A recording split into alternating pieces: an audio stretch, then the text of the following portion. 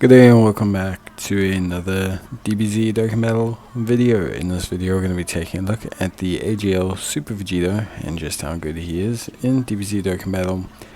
Basically with his, Extreme Z Awakening.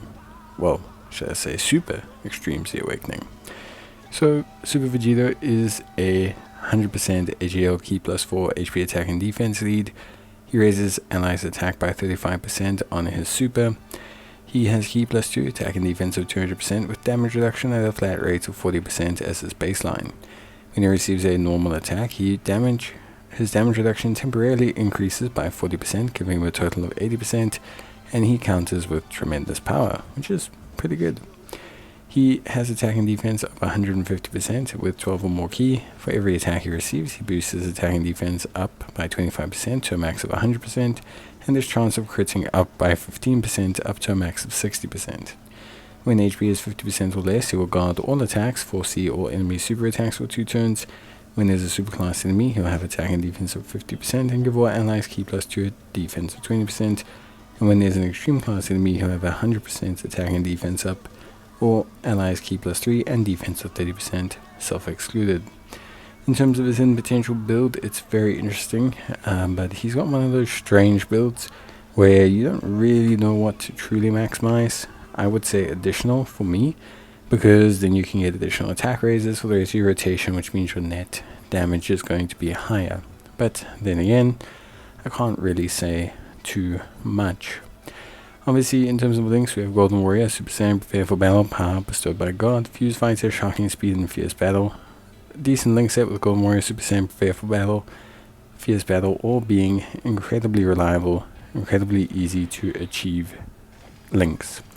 So on a ton of categories, well, not a ton of categories as well. Accelerate Battle, Battle of Wits, the final trump card, Fuse Fighters, Majin Buu Saga, and Patara and Super Saiyans. Overall, I would say that Vegito is pretty good. His issue that he's always had is that he is not good at tanking supers, and that continues. He is not good at tanking supers. I know players really don't like to hear that, but he's not terrible at it, just not amazing at it. Just the way he works, the way his defenses all kick in, unless you're below a certain health threshold and have guard or some kind of additional mechanic, he's not designed to tank the hardest supers in the game.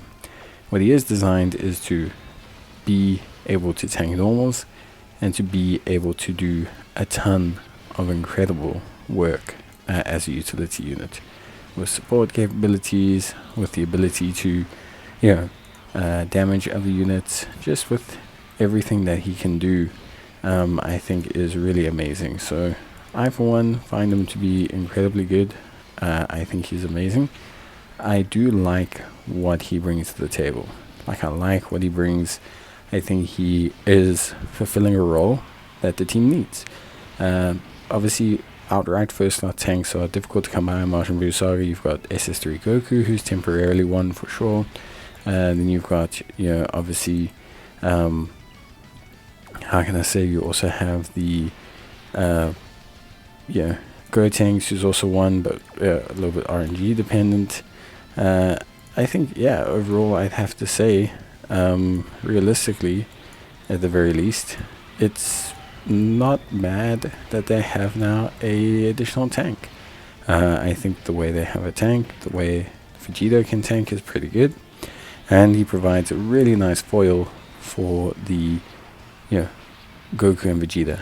So the tech Goku and Vegeta, I think he provides a really excellent foil for both of them.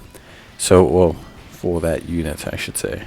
So yeah, I personally find that he's really, really good. I think he does his role adequately. I think he brings to the table exactly what you need to get a good performance from him in the team role that you require him. Obviously, I wish that they would give him some kind of method of, basically, for me, they should just give him 90% damage reduction against normal attacks. Functionally, it just helps him out a lot more, and keeps him relevant. Ultimately, as long as he can tank normals, he's quite relevant. The moment he starts to take chip damage, it then becomes difficult to vouch for him, because the chip damage and the lack of the ability to tank supers causes problems.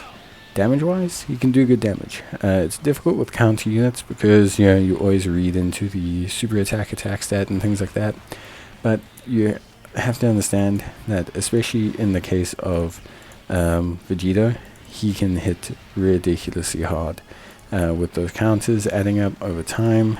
He can be, wow, absolutely amazing. So there's definitely an incentive to using him and having him just be a great damage dealer as well. In terms of links, as I mentioned, Super Saiyan, Fierce Battle, all of that is really solid. Outside of that, I wouldn't say he has any major links. Power Bestowed by God is pretty good, but generally speaking, it's not like he's got a big bad bosses or a cold judgment or something where the significance of missing out on the link is too great to consider if you don't have it.